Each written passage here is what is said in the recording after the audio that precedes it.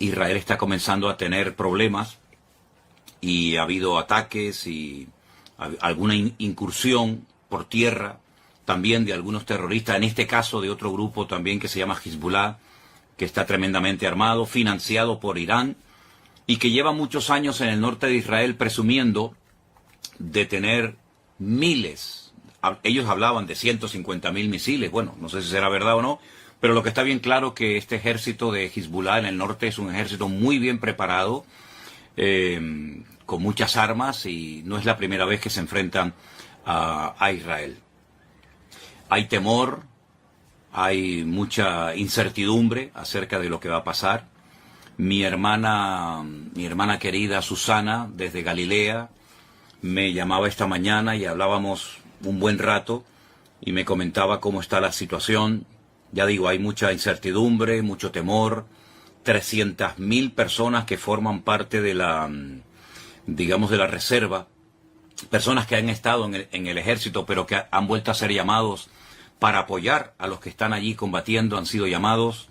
En fin, todo esto está moviendo, está sacudiendo las estructuras, no solamente de Israel, sino que está el Señor hablándonos y dándonos un mensaje, yo creo, muy claro. Yo dije en cierta ocasión, en los días del confinamiento, ¿se acuerdan ustedes? Por allí, por marzo del 2020, que Dios le estaba hablando al mundo con lo que estaba sucediendo. Pero, sobre todo, era un tiempo especial para que la iglesia recapacitara y reflexionara acerca de lo que estaba pasando. Aquellos hermanos que me decían o que decían no tengo tiempo para orar, para leer la Biblia, para estudiar la palabra, yo les dije, pues vais a ver cómo vais a tener tiempo. Ahora vais a tener bastante tiempo porque vais a estar encerrados muchos días, semanas y probablemente hasta meses, para que esa excusa de que no tengo tiempo ya sea desterrada definitivamente de vuestras vidas. Por lo tanto, yo creo que en aquellos meses, en aquel tiempo, 2020, el Señor estuvo tratando con la iglesia, con cristianos tibios, cristianos que se habían dejado de congregar por diferentes motivos, muchas personas que comenzaron a leer la Biblia por primera vez en su vida y tuvieron un encuentro personal con Cristo. Y bueno, y de aquellos días, de aquella temporada, surgió lo que todos conocemos como la iglesia virtual, formada por centenares y centenares de hermanos de todas partes del mundo que se acercaron al Señor, gente que se entregó a Cristo en aquellos días, y nació la iglesia virtual, que hasta el día de hoy pues sigue siendo un instrumento tremendamente poderoso en las manos del Señor, y ahí surgieron iglesias y obreros y lugares de culto y tantas cosas que podríamos mencionar. Ahora el tiempo es diferente. Ahora nosotros, por lo menos, en esta parte del mundo, no estamos encerrados, pero sí están encerrados en sus hogares los habitantes de Israel, que no pueden salir a las calles, no pueden ir los chicos a estudiar a la escuela, no pueden las personas ir a trabajar a sus trabajos, porque el país está en guerra. Pero yo siempre también he dicho, y solamente lo recuerdo, que lo natural es un reflejo de lo espiritual. Repito, lo natural es un reflejo de lo espiritual. ¿Qué está pasando en lo natural? Cosas terribles. Hemos visto imágenes que nos han dejado a todos con los pelos de punta, y otras muchas que no hemos querido publicar. Y todo esto, la pregunta es, ¿Dios lo ha permitido, sí o no? ¿O es que aquí el diablo puede hacer lo que le da la gana, cuando le dé la gana y cuando quiera y donde quiera? Yo creo que el que controla la historia, el que quita y pone reyes, el que permite o impide cosas es nuestro Dios. Y el diablo no puede hacer nada sin permiso de Dios. Siempre recuerden eso. El diablo no puede hacer nada sin permiso de Dios. ¿Se acuerdan cuando el endemoniado Gadareno, los demonios que habitaban en él, le pidieron permiso al Señor para entrar en aquella piara, en aquel hato de cerdo? ¿Se acuerdan ustedes? Bueno, pues ahí tienen un ejemplo. El diablo está sometido a Dios. Libro de Job, léanlo detenidamente, léanlo tranquilamente, y se van a dar cuenta que Satanás actuaba hasta donde el Señor le permitía actuar porque el diablo no es un ser, digamos, autónomo, que pueda hacer lo que le dé la gana, sin darle cuentas a nadie, ni muchísimo menos. El diablo es un ser que tiene que estar sometido a Dios, le guste o no. Porque Dios es el que permite, el que impide, el que autoriza, el que abre o el que cierra. Y en esta ocasión, Dios ha permitido todo lo que ha sucedido. Claro, algunos dirán, bueno, pero yo no creo en eso. Es que, lo he dicho muchas veces, lo que usted crea o lo que usted opine no va a cambiar la esencia de Dios.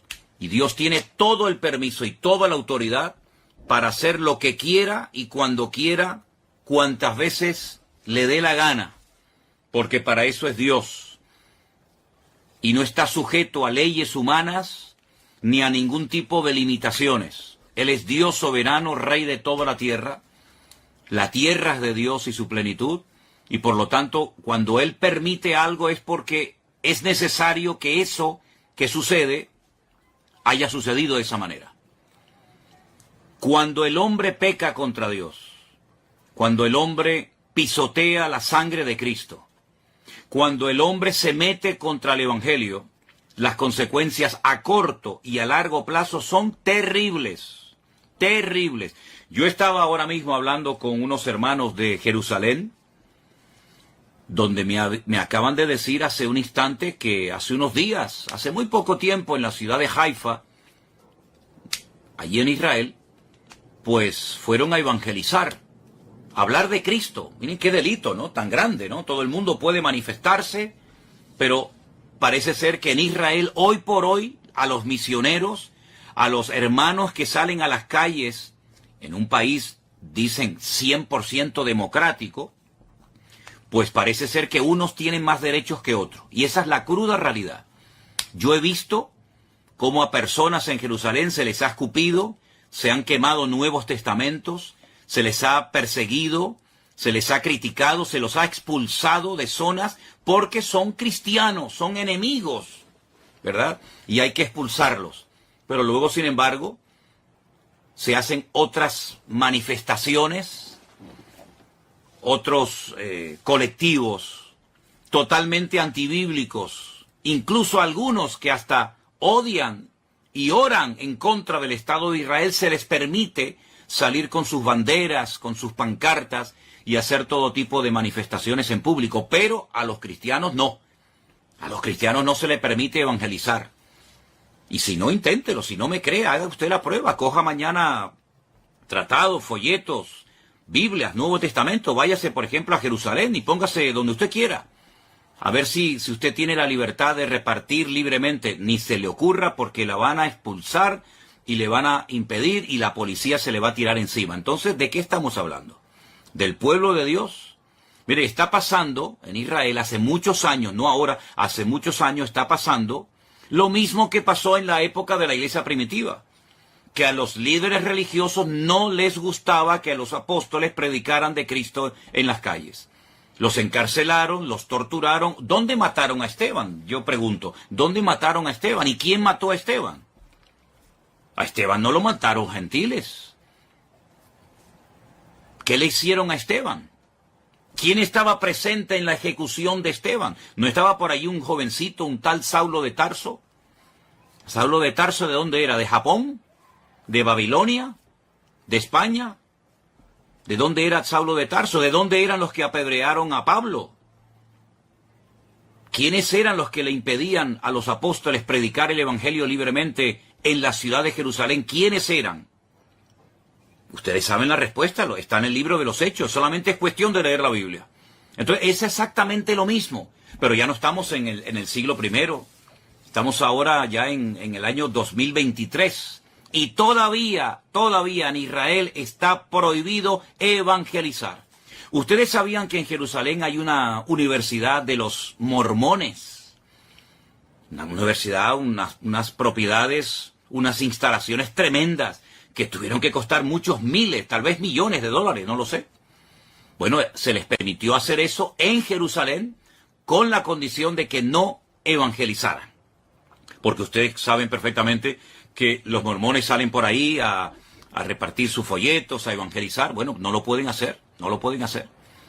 Entonces, no me vengan a mí ahora que Dios tiene que respaldar y tiene que bendecir y tiene que apoyar a un pueblo que prohíbe la predicación del Evangelio, que prohíbe la predicación del Mesías en el cual creemos los cristianos.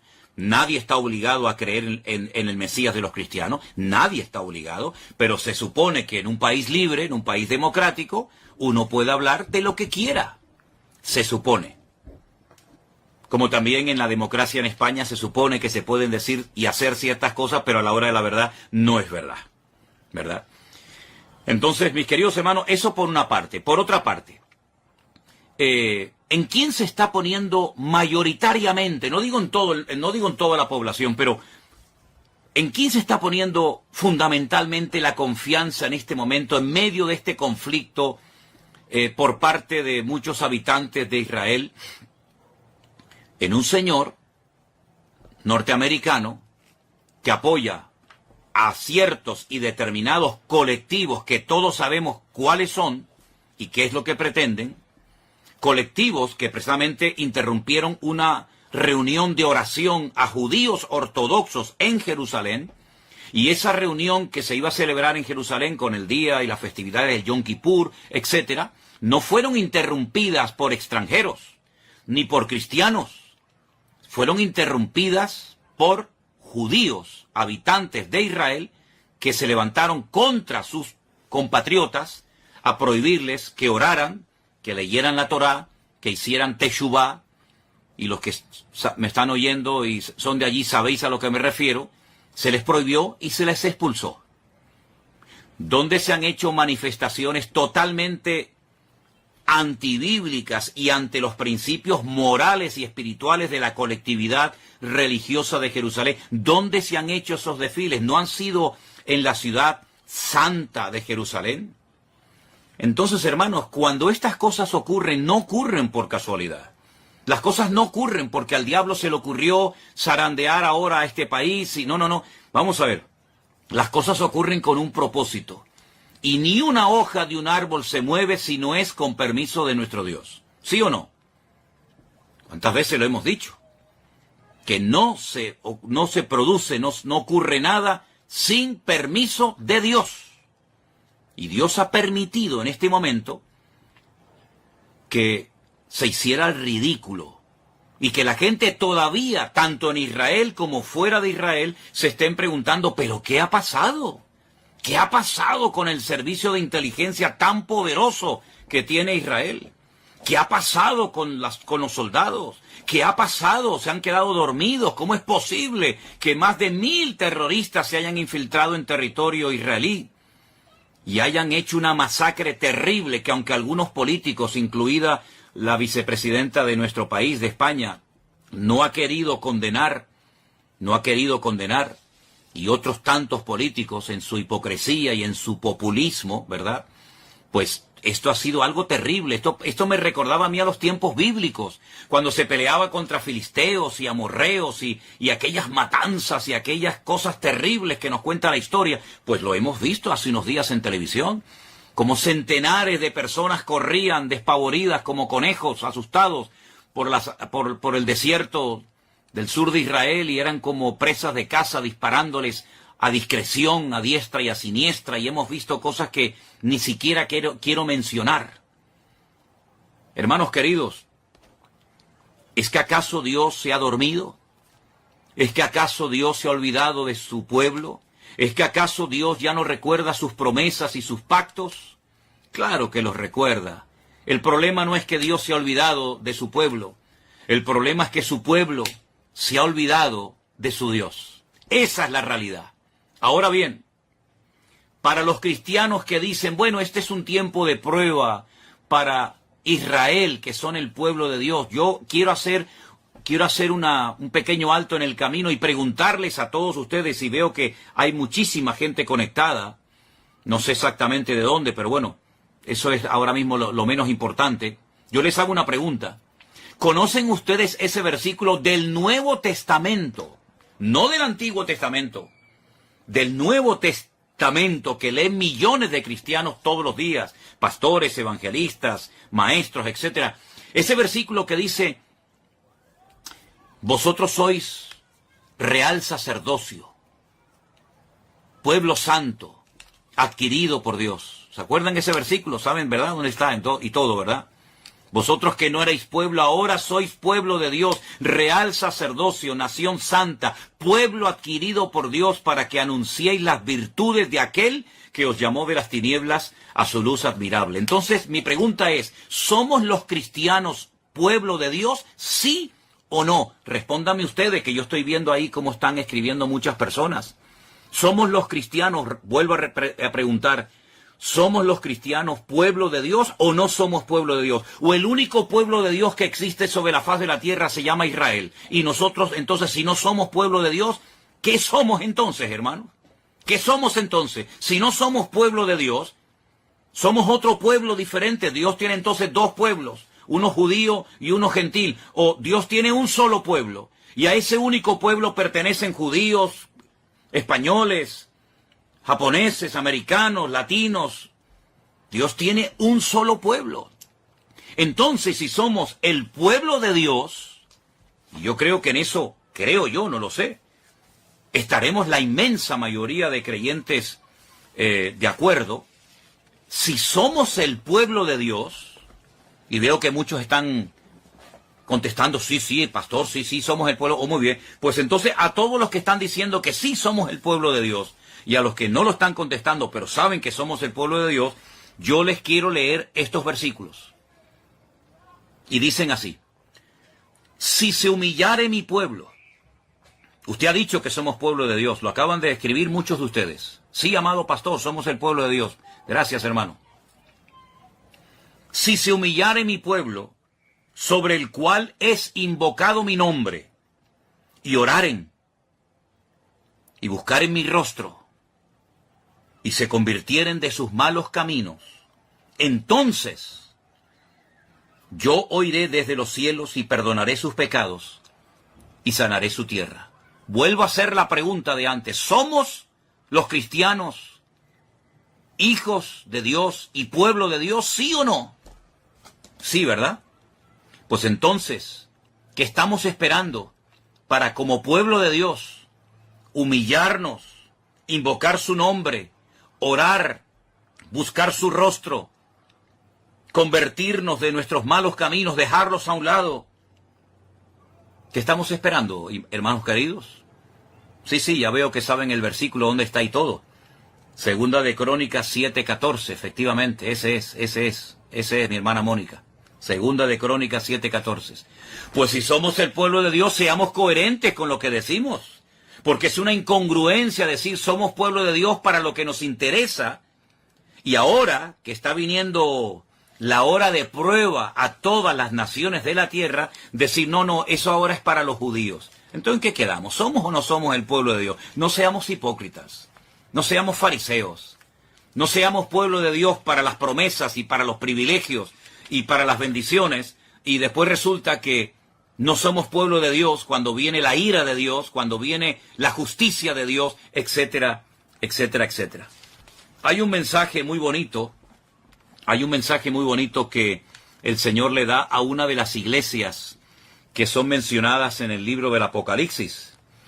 Y dice lo siguiente: yo conozco tus obras, he aquí que he puesto delante de ti una puerta abierta, la cual nadie puede cerrar, porque aunque tienes poca fuerza, has guardado mi palabra y no has negado mi nombre. ¿Qué le parece? Por cuanto has guardado la palabra de mi paciencia, yo te guardaré de la hora de la prueba que ha de venir sobre el mundo entero. Ahora les digo dónde estoy leyendo. Yo te guardaré de la hora de la prueba que ha de venir sobre el mundo entero para probar a los que moran sobre la tierra. ¿A quién van dirigidas esas palabras, hermanos? ¿Solamente a los judíos? No. Esas palabras las escribió el apóstol Juan porque el Señor Jesucristo, el que murió en la cruz y resucitó al tercer día, le dijo: escribe lo que has visto, lo que has oído, lo que es y lo que será, y envíalo a las 7 iglesias. Y este mensaje va dirigido a la iglesia de Filadelfia. Yo sé que en España la iglesia de Filadelfia son las iglesias de los hermanos gitanos, Pero la iglesia de Filadelfia era una congregación que existía hace 2000 años en la zona de Turquía, de Asia Menor. Y fueron palabras dirigidas por Cristo a una iglesia, a su pueblo. Apocalipsis capítulo 3, del versículo 7 en adelante. Yo te guardaré de la hora de la prueba que ha de venir sobre el mundo entero para probar a los que moran sobre la tierra. He aquí yo vengo pronto, retén lo que tienes para que ninguno tome tu corona. ¿Qué le parece? Somos el pueblo de Dios, ¿verdad? Muy bien. Pues entonces vamos a comenzar a poner en práctica Segunda de Crónicas 7:14. Vamos a comenzar a humillarnos. Vamos a dejarnos ya de perder el tiempo. Vamos a dejarnos de utilizar las redes sociales para tonterías. Y vamos a utilizar todos los recursos y medios habidos y por haber que el Señor ponga a nuestro alcance para predicar la palabra de Dios, la sana doctrina, lo que Cristo quiere que prediquemos, y no perdamos el tiempo en aquellas cosas que no edifican y que no son de Dios. Pueblo de Dios es aquel hombre y aquella mujer, da igual si es judío, japonés, coreano, español o latino, da igual. Pueblo de Dios es todo aquel hombre y toda aquella mujer que ha sido, voy a utilizar un término bíblico, lavado, comprado, redimido por la sangre de Jesucristo. Esos son el pueblo de Dios. Dios no le va a pedir la nacionalidad o el pasaporte a nadie. Pueblo de Dios somos aquellos hombres y mujeres que hemos abrazado a Cristo, hemos creído en Él y lo hemos hecho nuestro Señor, nuestra cobertura y nuestra autoridad. Por eso cuando yo veo al pueblo de Israel casi rogándole, suplicándole al señor Biden, al señor de los Estados Unidos, que el pobrecito ya no sé ni cómo se puede mantener en pie. Por favor, ayúdennos, no nos abandonen, no nos dejen solos. Y vemos al señor Biden saliendo y diciendo, no les vamos a dejar solos, aquí estamos nosotros. Miren, escúchenme una cosa, si no claman ahora al Dios de Israel, los que viven allí, los que necesitan ver una manifestación poderosa del poder de Dios, si no claman a Dios, sino que se refugian y miran al tío Sam y miran a América, cuando termine esta guerra, que va a terminar, por supuesto, y que Dios la va a ganar, y que Dios la va a ganar, ¿quién se va a llevar la gloria? ¿Dios? ¿O los que ayudaron al pueblo de Israel? Porque que yo sepa, el señor Biden tiene de cristiano lo que yo tengo de obispo católico. Yo soy más obispo católico, hablando, bromeando, que el señor Biden de cristiano. El señor Biden de cristiano no tiene nada, nada, nada. Lo que apoya el señor Biden es antibíblico. Y ahora poner la confianza en el todopoderoso tío Sam, creyendo que ellos le van a salvar.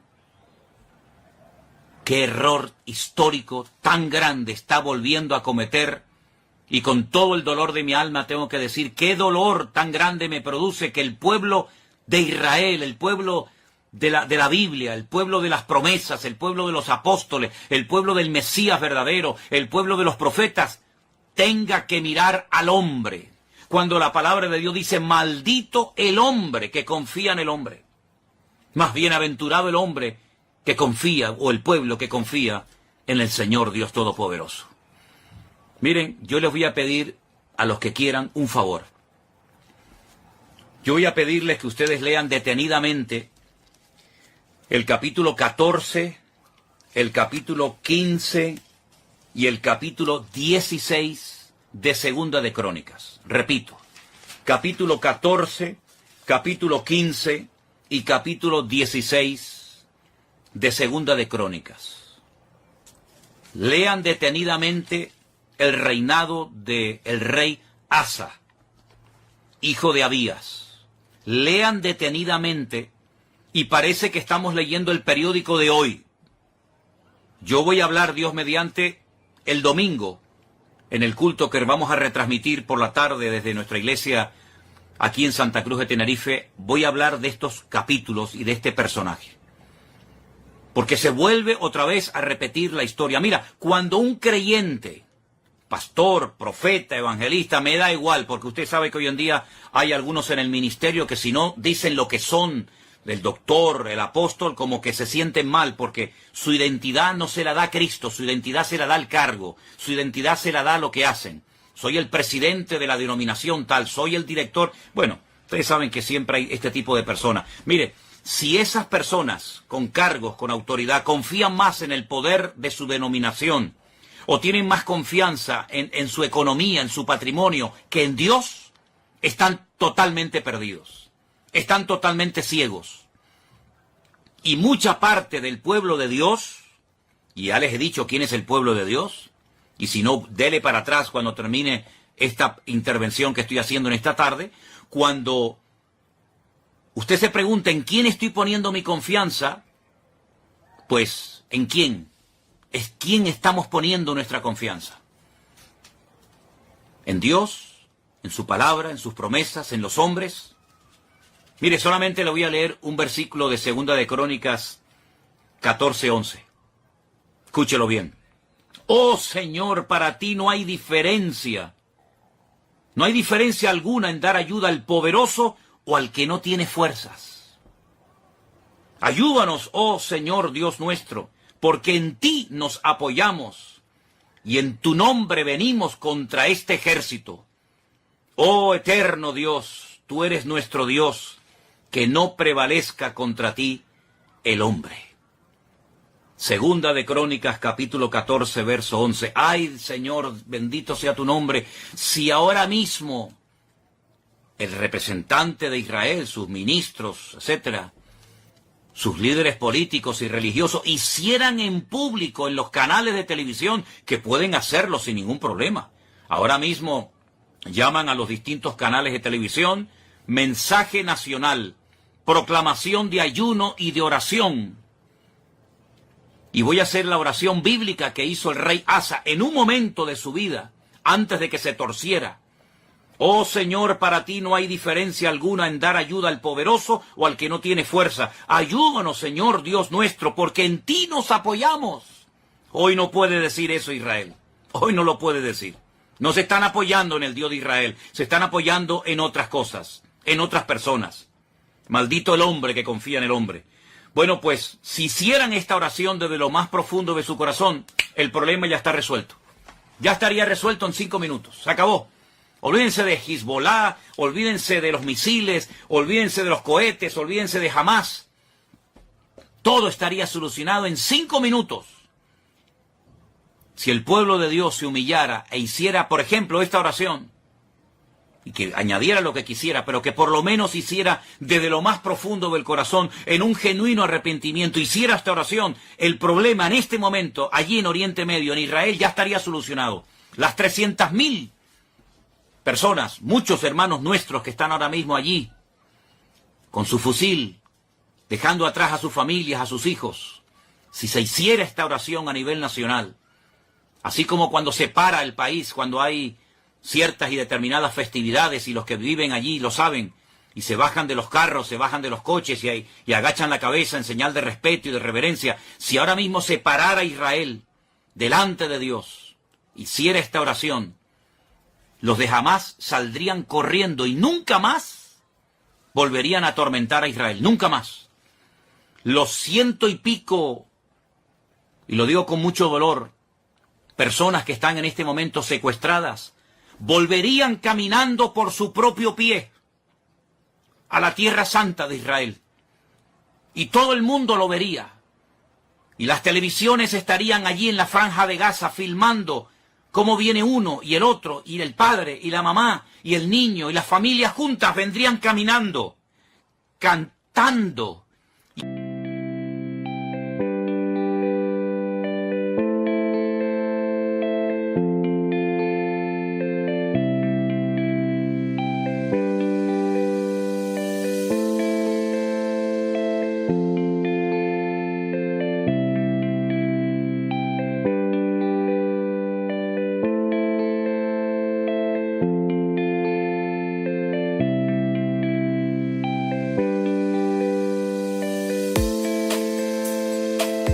Entonces ella es la encargada de llevar los soldados. Claro. Y cada vez que me dice que tiene que salir, pues es una sensación muy, pues, de miedo, pero al mismo tiempo es también el orgullo como de patria, ¿no? Mm. De ver que ellos están cumpliendo su deber por su país. Entonces son como esos sentimientos encontrados, pero de todas maneras la incertidumbre y el miedo no, o sea, se está sintiendo constantemente. Cada vez que suena el hecho de que no estén acá con nosotros, cada vez que suena una sirena es muy preocupante porque es enseguida coger el teléfono, cómo están, ellas también, entonces sí es una sensación de muchos, sobre todo de temores, más que todo. Son muchas sensaciones Sí. que se viven al mismo tiempo, ¿no? Una mezcla de cosas y muy difíciles de expresar con palabras, ¿verdad? Sí, sí, la verdad que sí. Lo que pasa es que, bueno, uno podría decir que Israel constantemente está en guerra, entonces uno ya se adapta a que suenen las sirenas y salir y volver o de pronto seguir trabajando como si nada, porque ese es un país que está acostumbrado a eso. Pero lo que está pasando, lo que pasó el sábado, o sea, nos ha dejado, yo creo que es la sensación que tienen todos los israelitas, o sea, aquí en este país, es una sensación de que no sabemos qué pasó y en qué momento sucedieron todas estas cosas, ¿no? Entonces, esto que está pasando es totalmente diferente a lo que Sí. siempre ha sucedido. Mira, y una preguntita, ¿cuándo fue la última vez que vieron a las chicas? Sara estuvo la semana pasada como, sí, las dos. Ah, sí, las dos. Las dos Mafe estuvieron estuvo la semana pasada. de vacaciones por Sukkot hasta el miércoles de la Hubo 3 semana. días. Sí. No, el jueves, se fue el jueves. Y Sara también estuvo el jueves. Ya. Desde ahí, pues, ya María Fernanda, desde que pasó esto, ya no la dejan salir. Vinieron por la fiesta de Sukkot. Ya. O sea, aquí de pronto ya por lo menos hoy me llamó y me dijo que si quería, ella podía venir esta noche a la casa, pero realmente ella está más segura en la base donde ella está que aquí. El solo hecho de que tenga que coger un autobús y venirse para acá ya prefiero decirle, no, quédate ahí, que tú estás bien ahí. Sí, pienso que el mejor lugar y más seguro es ahora mismo en la base. Sí, entonces. Totalmente. Mira, si me permiten, tenemos a una hermana, que desde la ciudad de Jerusalén le vamos a dar paso un momentito, lo vamos a hacer vía telefónica y espero que se oiga bien la conversación, así que si me permiten un segundito vamos a darle paso a nuestra hermana Marta. Hermana Marta, buenas tardes, Dios te bendiga. Dios te bendiga, gracias. Marta, estamos en este momento en directo en un programa que lo llamamos El Pastor Online con hermanos que viven en Tel Aviv, pero quería llamarte un momentito porque hemos oído que hoy también en Jerusalén han sonado las alarmas y creo que en Motzai Lit ha habido también algún movimiento que otro y yo he estado viendo durante todo el día el cótel, el muro de los lamentos y vi también a la gente corriendo. ¿Cómo es la sensación, cómo es el ambiente que se respira en este momento en la ciudad de Jerusalén? Te escuchan muchos hermanos, ¿sí? Así que adelante. Bueno, yo en el momento que sonó la sirena ya estaba en el supermercado, porque mi hijo me dijo que tenía que proveerme de todo por esta situación. En este momento, una vez que termina la sirena, a los 10 minutos la gente sale, y ahora aquí donde yo vivo no se escucha absolutamente nada. Así que no puedo saber más que lo que veo por televisión. Sí. ¿Cuál es tu sensación con esta guerra? Porque tiene características completamente diferentes a otras que tú ya seguramente has vivido. ¿Qué notas de diferente en esta situación de este momento? Primero que nos tomaron por sorpresa, y esto nunca sucedió en Israel, jamás. Yeah. O sea, pasó a las 6 de la mañana del día sábado, justamente un sábado, el día que de acuerdo a la tradición es Simchat Torah, o sea, el día que se recibió la Torah. Fue un día muy especial, exactamente lo que pasó hace 50 años con la guerra de Yom Kippur. O sea, tomaron al pueblo de sorpresa. La diferencia es que en la guerra de Yom Kippur no murieron personas civiles. Y acá la matanza es de civiles y de soldados también. Es terrible.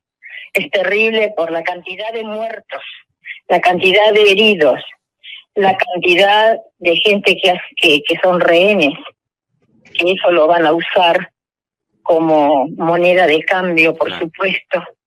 Claro. Así que es algo muy terrible porque no hay, en este momento, se dice que en este momento empezó la guerra, porque en este momento el ejército va a entrar también por tierra, y eso hay que orar muchísimo porque es muy peligroso. Van a caer muchos soldados. Una cosa es cuando sale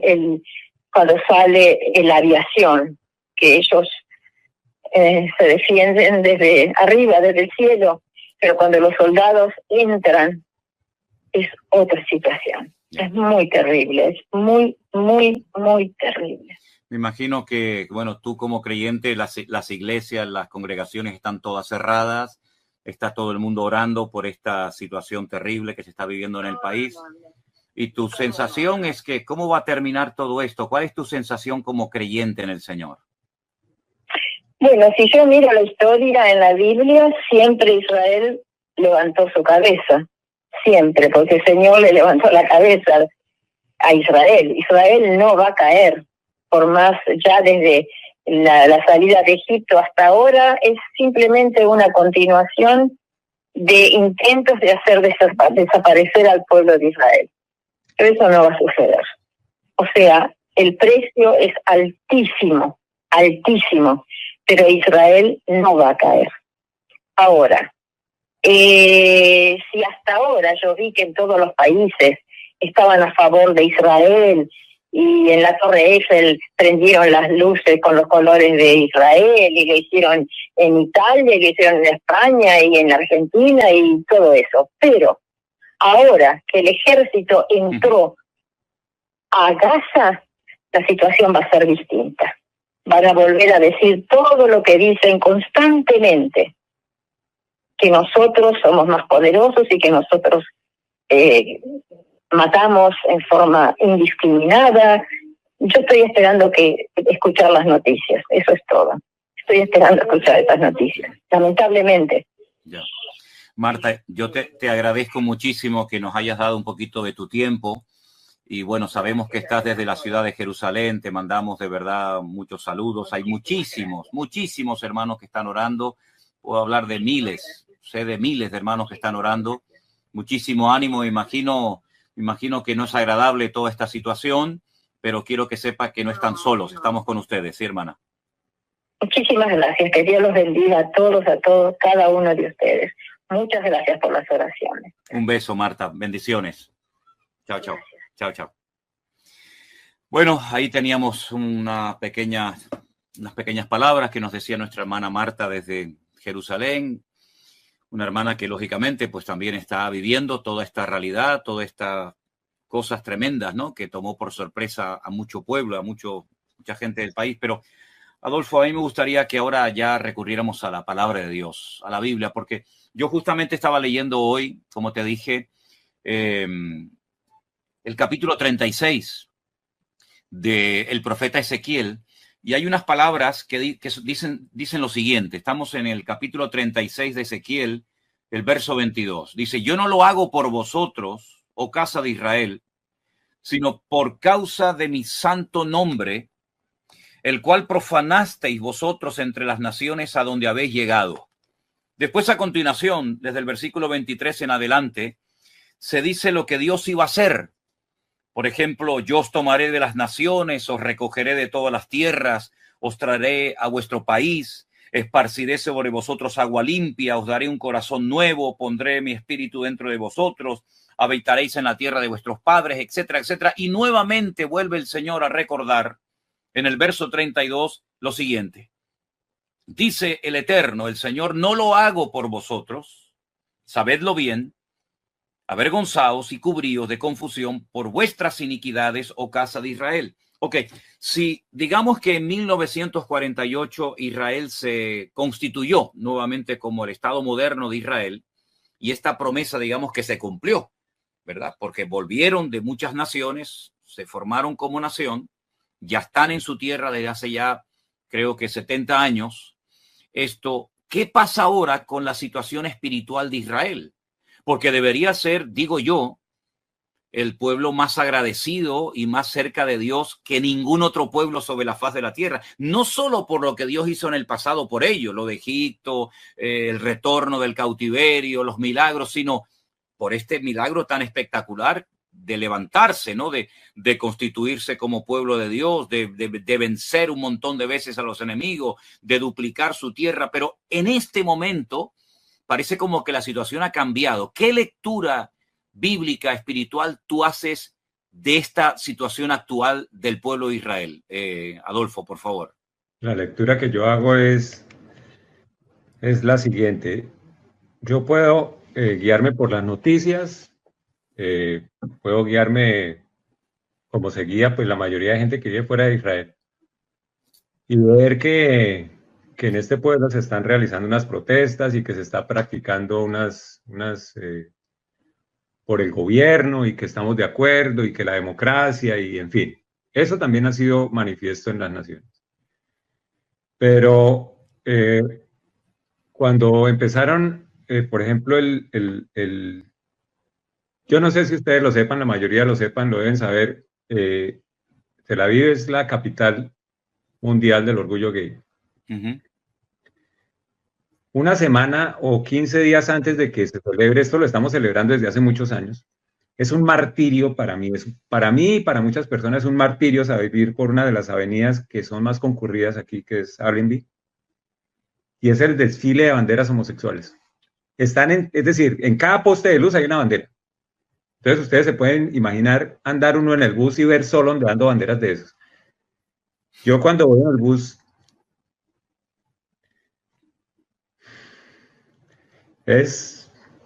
da mucha rabia, ¿sí me entiendes? Y vergüenza. Y vergüenza con Dios. Porque es que es la firma de Él. ¿Sí me entiendes? Y es el pueblo de Él.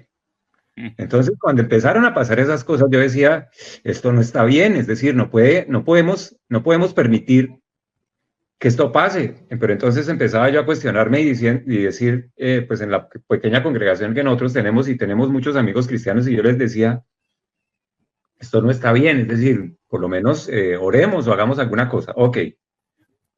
Adicionalmente a eso, empiezan a haber las protestas en donde se ondean las banderas, es decir, no sé por qué el pueblo de Israel mezcla democracia con banderas de orgullo homosexual. Esa vaina yo no la entiendo.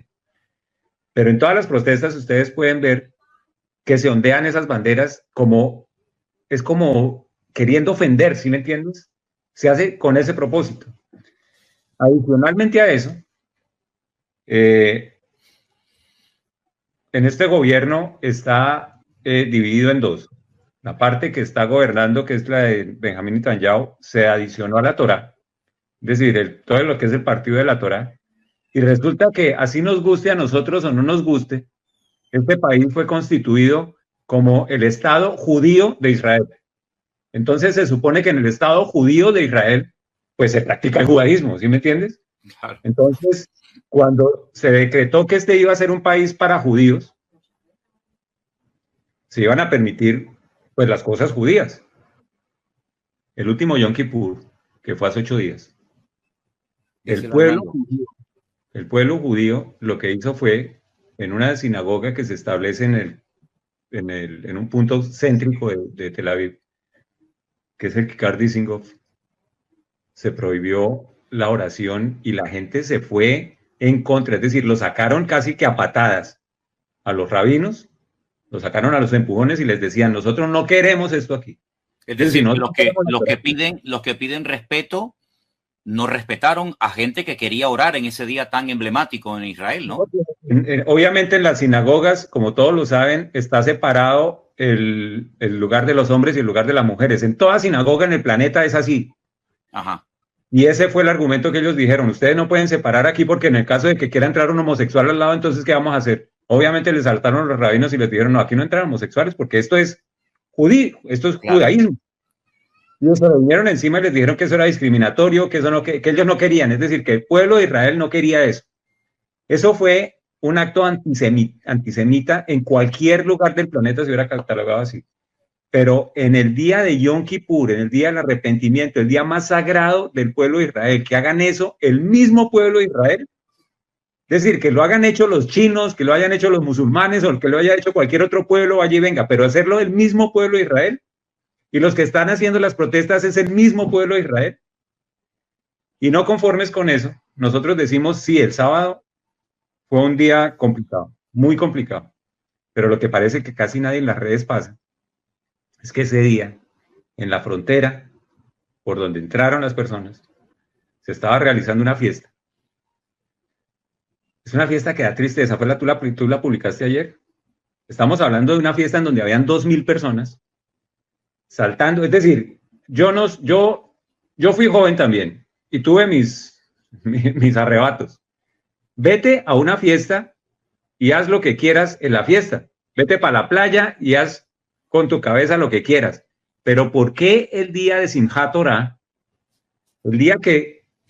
otro de los días más sagrados del pueblo de Israel, se van a la frontera con Gaza, celebrar el día de la paz y el amor, y levantan un culto a Buda? Estaba averiguando, la estatua que tenían de Buda era suficientemente grande para que todo el mundo supiera que estaba haciendo un culto a Buda. En ese momento, cuando tú ves agresión tras agresión y lees la Biblia, eso ha pasado, no es la primera vez que pasa. No es la primera vez que pasa. Hasta que el Señor dice, no más, no más. Es como si el Señor en ese momento hubiera dicho, eso está en Romanos 1. Para nosotros está en Romanos 1 y para el resto de la Biblia está en Deuteronomio las condiciones de las bendiciones y las maldiciones. Si ustedes me dejan, si ustedes no me dejan. Yo creo que todos nosotros conocemos un texto muy, muy claro. Y es más, en muchas iglesias se predica, que es Segunda de Crónicas 7:14. Si mi pueblo se humillara, ¿sí? Yo la tengo por aquí. Sí. Si se humillare mi pueblo, sobre el cual mi nombre es invocado, y oraren y buscaren mi rostro. Ahí está un disco lo más de bonito al respecto, ¿sí? Pero déjame leerte lo que dice del verso 19. Pero si ustedes se vuelven y dejan mis estatutos y mandamientos que he puesto delante de ustedes, y van y sirven a otros dioses ajenos y los adoran, yo los arranco de mi tierra que les di, y esta casa que he santificado a mi nombre, yo la arrojaré de mi presencia y la pondré por burla y escarnio de todos los pueblos, y esta casa que es tan excelsa será espanto de todo el que pase, y dirán, ¿por qué ha hecho Jehová a esta tierra y esta casa así? Y responderé, por cuanto dejaron a Jehová Dios de sus padres, que los sacó de la tierra de Egipto, y han abrazado dioses ajenos y los adoraron y sirvieron, por eso ha traído todo este mal sobre ellos. Entonces, permíteme, Adolfo, una pregunta. Es decir, ¿tú consideras que cualquier otro pueblo de la tierra, no es que esté bien, pero cualquier otro pueblo de la tierra puede hacer cosas similares o peores que las del pueblo de Israel? Y digamos como que no es lo mismo que lo cometa un pueblo que ha sido escogido por Dios, que conoce perfectamente cuáles son las prohibiciones y las limitaciones de Dios en su palabra, en la Torá, de la cual tanto presumen, y que todos estos actos han sido no un acto de democracia y de libertad, sino una auténtica provocación contra el Dios de Israel, que dicho sea de paso, es el dueño de la tierra de Israel. ¿Es así? Yo ese sentimiento no lo tengo hace una semana, y mi esposa es testigo de eso. Es más, hay muchas personas que conmigo no están de acuerdo. Seguro. Hay muchas personas que a mí me dicen, usted no puede echarse en contra así del pueblo de Israel. Yo les digo, es que yo no me estoy echando en contra del pueblo de Israel. Yo lo que estoy leyendo la Biblia. Es decir, yo no... Es que es tan raro que un cristiano lea la Biblia. Porque lo que yo veo ahí es lo que está pasando aquí. ¿Sí me entiendes? Lo que yo veo aquí es el pueblo de Israel, y nosotros podemos hablar del pueblo de Israel como los datís, los religiosos, pero es que los otros también son pueblo de Israel, porque uno los ve en Jesús protestando con la kipá. Entonces son pueblo de Israel, ¿sí me entiendes? Tú los ves en la protesta con la kipá. Entonces ellos no niegan que son el pueblo de Israel. Tú los ves en la fiesta, yo estoy seguro que en la fiesta había gente con kipá. Entonces ellos saben que es el pueblo de Israel. Si ellos saben que es el pueblo de Israel, ¿cómo no se atienen a las reglas del Dios de Israel? ¿Sí me entiendes? Es más, todas las personas la mayoría de personas que estaban ahí, hicieron aliyá, ¿sí? Ellos supieron que Dios las trajo. Mi esposa hizo aliyá. Eso es un milagro. Es como una contradicción, es decir, me identifico con el pueblo de Israel, hago lo que tú dices, aliyá, que es emigrar, subir a Israel, me hago judío, tengo documentación judía, algunos habrán participado o no todavía del ejército de Israel, pero no acato las leyes que el Dios de Israel ha establecido para ese pueblo específicamente. Nosotros tenemos un Padre tan bondadoso que podríamos llamarlo que es el Dios, es decir, el Padre más bondadoso con las riquezas más grandes.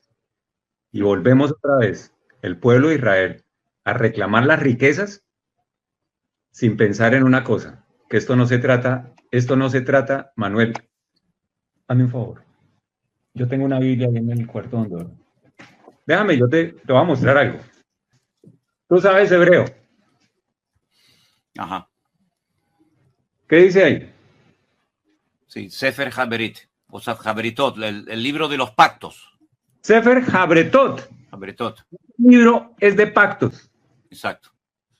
Nosotros estamos acostumbrados a decir el Antiguo Testamento y el Nuevo Testamento. ¿Sabes por qué? Porque nosotros somos unos hijos. ¿Tú sabes qué pasa cuando se muere un papá que tiene mucha plata? ¿Los hijos cómo se reparten la herencia? Pero con el testamento. Nosotros a estos libros no deberíamos llamarlos herencia. Nosotros a estos libros deberíamos llamarlos así. Pacto. Porque Dios hizo un pacto con nosotros. Y un pacto es de dos. Un pacto no es de uno solo. Exacto. El mismo pacto. Cuando Dios los trajo aquí, Dios los trajo con unas condiciones, que fueran su pueblo. Ellos se revirtieron de ser su pueblo. Vinieron y se disfrutaron lo que Dios les regaló, su pueblo, los trajeron. Aquí estamos disfrutando y ahora me devuelvo, porque es que este Dios era el Dios del Antiguo Testamento. Y yo creo que en esta ocasión Dios mostró que Él no es el Dios del Antiguo Testamento, sino que Él es Dios, el Dios vivo para Amén. todos nosotros, que es el que realmente. Digamos que una cosa es hablar y predicar e incluso hasta abusar del tema del amor de Dios, y es verdad que Dios es amor, pero a veces nos olvidamos de que ese Dios de amor, ese Dios misericordioso, ese Dios de Israel, mandó un diluvio, mandó destrucción a Sodoma y Gomorra, permitió que destruyeran el templo de Jerusalén y arrasaran con la ciudad de Jerusalén, perdiendo la vida a miles de habitantes con Babilonia.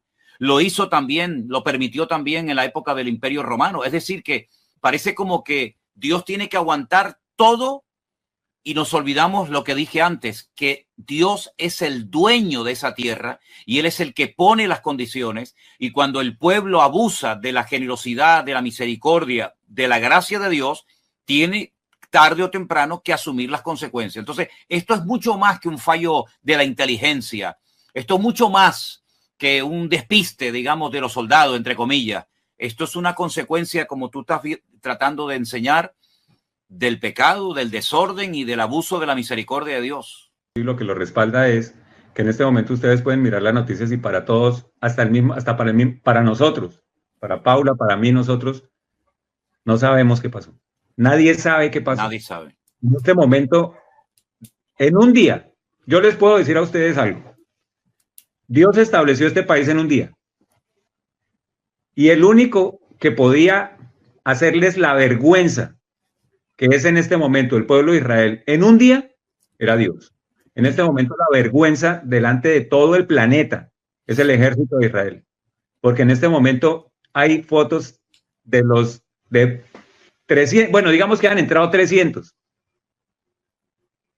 con banderas en los tanques de Israel, con banderas. Se tomaron estaciones del ejército de Israel, arrancaron niños, mujeres, se los llevaron de aquí, No dice la palabra que los arrancaré de su tierra, los arrancó de la tierra y en este momento hay alrededor de 150 secuestrados en Gaza.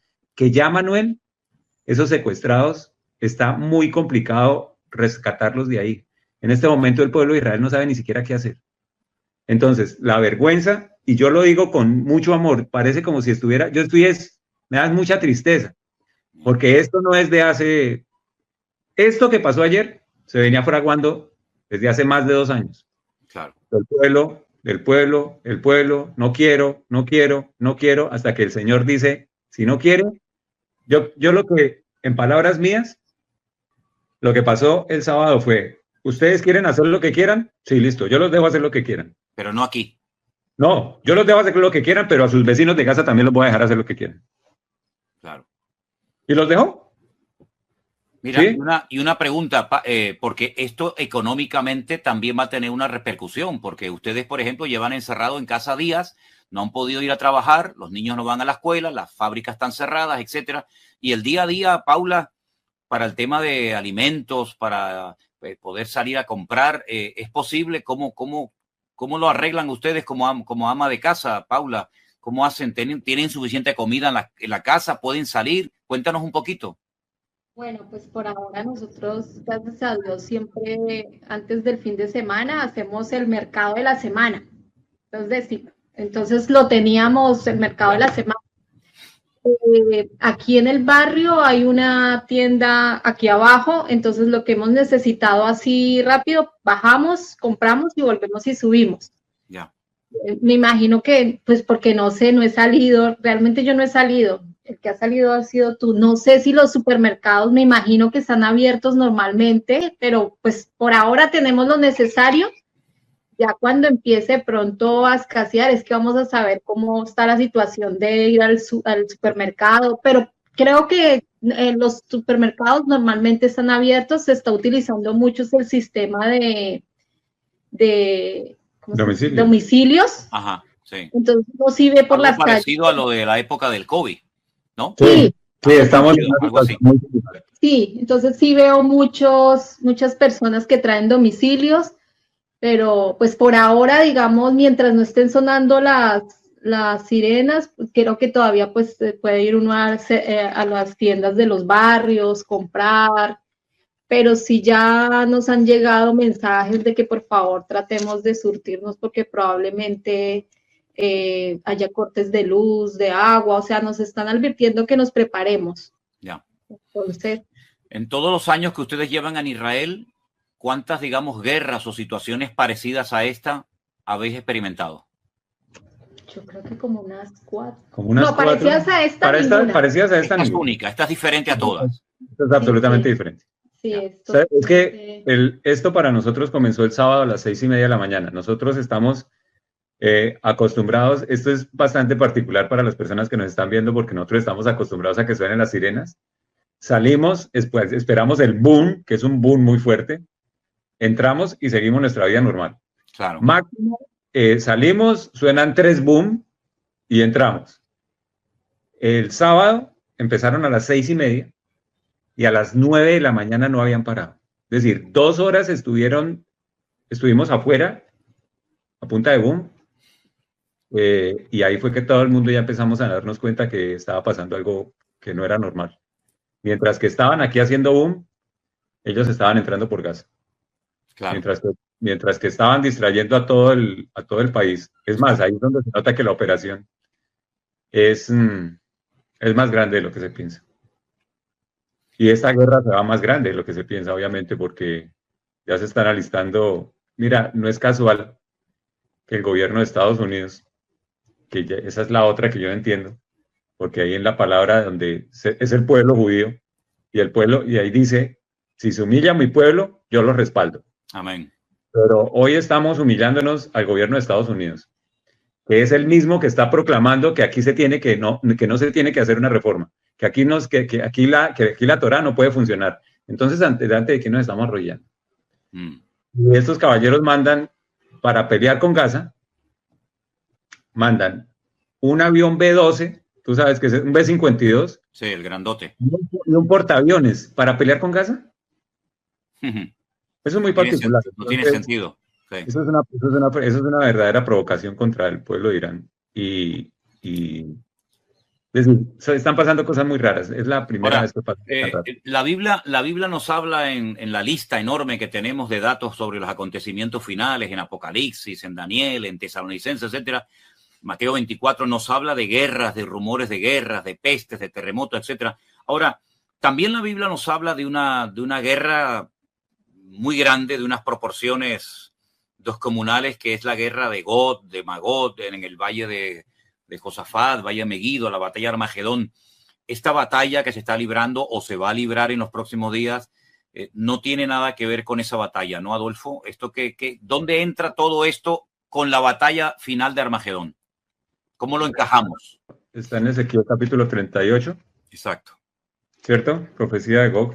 Y dice que él va a poner a Gog, pero da unas características de esa guerra. Y es que todo el pueblo, ellos van a entrar. En este momento no recuerdo, no recuerdo dónde está el verso. El versículo 11 de ese capítulo es muy interesante porque dice que subirá contra una tierra indefensa y de contra gentes tranquilas que habitan confiadamente. Todas ellas habitan sin muro y no tienen cerrojos ni puertas. Eso es una tranquilidad total y absoluta, que no es el caso de ahora. Imagínate que nosotros en este momento los cerrojos los abrieron, nadie está tranquilo y absolutamente ese verso no se completa. Ahora, ¿qué es lo que sí pasa? Lo que sí pasa es que en este momento hay una guerra anterior que casi no se publicita, como dicen, y está en el Salmo 83. En el Salmo 83 dice que en pocas palabras es una guerra en donde los participantes son exclusivamente los pueblos circundantes de Israel. Eso, sumado a Sofonías, capítulo 2, en donde nos dice qué va a pasar con Gaza y nos dice por dónde va a empezar. Va a empezar Gaza, Ashkelon, Asdod, Ecrón, Siria, ¿sí? Ahí nos dice los participantes. Ahora, ¿qué es lo interesante cuando tú lo ves desde el punto de vista que tú hablaste con respecto a Ezequiel 36, que dice, yo no lo voy a hacer por causa de ustedes, sino por causa de mi nombre?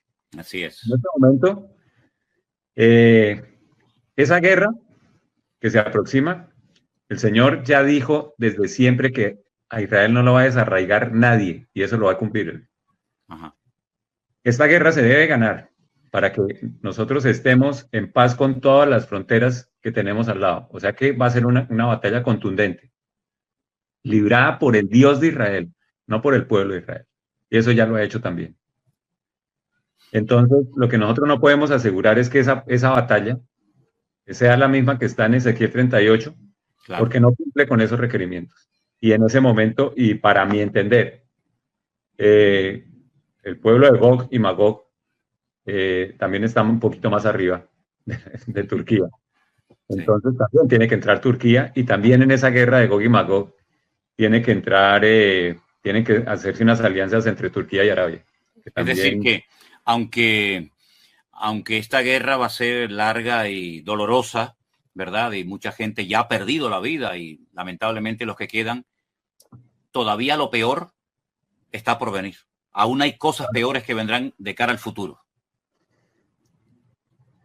Aquí el problema, así como dicen, nosotros ya sabemos quién va a ganar. Nosotros. Como Israel, lo digo. La cuestión es qué tanto vamos a perder por ser un pueblo rebelde. Y es triste porque, pues, yo sé que el Señor a nosotros nos va a proteger. Pero, por ejemplo, mis hijas, es muy difícil que mis hijas me llamen y me digan, acabo de morir otro amigo mío. Claro. Porque de todas maneras ellas también están allá, ¿no? Claro. Entonces, el Señor lo que hace es cumplir su palabra, así nosotros estemos aquí. ¿Me entiendes? Es decir, el Señor no va a parar su palabra porque nosotros estemos aquí. El Señor no va a cambiar lo escrito porque Adolfo está aquí ni porque Paula esté aquí. Claro. El Señor, a Elías A Elías le tocó chuparse la sequía. ¿Me entiendes? Entonces, nosotros, a mí lo que me da es tristeza de que muchas veces es una impotencia de ver sufrir al pueblo y uno le dice, pero es que es más fácil arrepentirse y dicen, no, es que la culpa no es de nosotros. Has dicho algo muy interesante y muy profundo, ¿no? La victoria está garantizada, Israel no va a ser desarraigado de su tierra, la victoria es de Dios, por lo tanto también de nosotros, porque su victoria es la nuestra, pero lo que se pierde por la rebeldía se podía haber evitado si hubiera habido un genuino arrepentimiento delante del Señor, ¿no? Qué testarudo, qué duro es el hombre, ¿no? Que no termina de aprender las lecciones del pasado.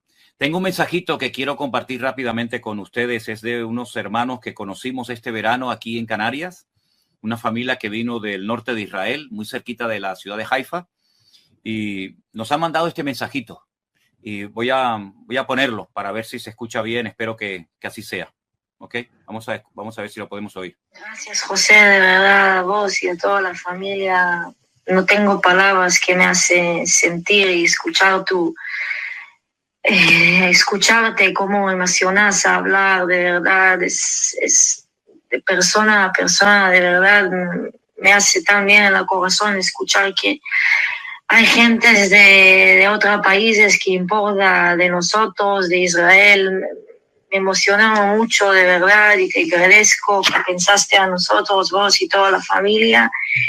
Estamos igual vivimos en la norte, pero lo que pasa en Israel es como algo que nunca no pasó y estamos con mucho dolor, pero queremos estar lo más positivo posible para ir adelante y ganar y estar fuertes y intentar volver a vivir como dijiste y que Nenes juegue y que la felicidad de Israel vuelve.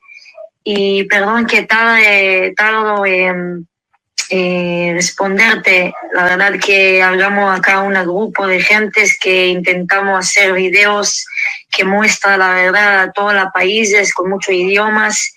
Si podés, voy a compartir contigo algunos videos y fotos. Si podés mandar a amigos que también van a compartir en la Instagram y Facebook, va a ayudar mucho y queremos mucho también